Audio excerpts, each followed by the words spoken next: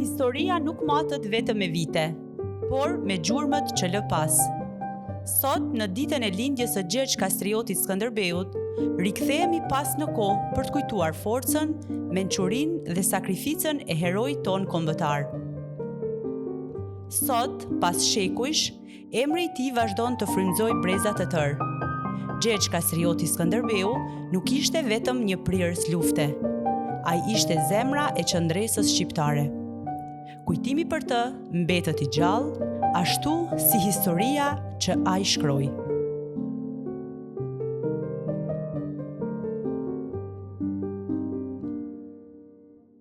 Se me gjakun tuaj do të shumëzohen pranverat e pavdekshme.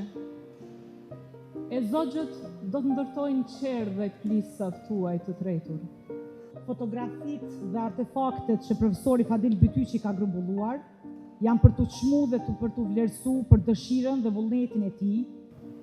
I lumt profesor Fadil Bytyqit për punën që ka bërë dhe për atë që ka zbuluar dhe ka sjellë këtu.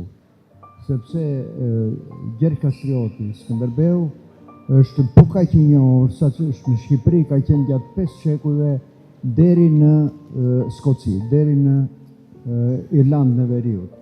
Ka bile deri në Island, që është shteti më verior i Europës. Ju falenderoj shumë për këtë film madhështor dokumentar, zoti Ylli Pepa dhe bashkëpunëtorët e juaj. Po sot jemi me Fadilin. Zakonisht, shumë herë kemi qenë së bashku me Fadilin në shumë ekspozita dhe punën e tij për trashëgiminë kulturore. Sot është 6 maj, dita e Shëngjeshit, dita e gjallënisë, dita e luleve. Me një farë kontesti modern edhe dita e modës për në atë kohë. Dita e lindjes së Gjergj Kastriotit, më të madhit të mëdhejve të gjithë historisë së shekullit 15. Faleminderit të gjithëve që keni gjetë kohë për të qenë këtu të pranishëm në këtë event të cilin ja kam kushtu pikërisht Gjergj Kastriotit Skënderbeut në ditëlindjen e tij që po konsiderohet 6 maj.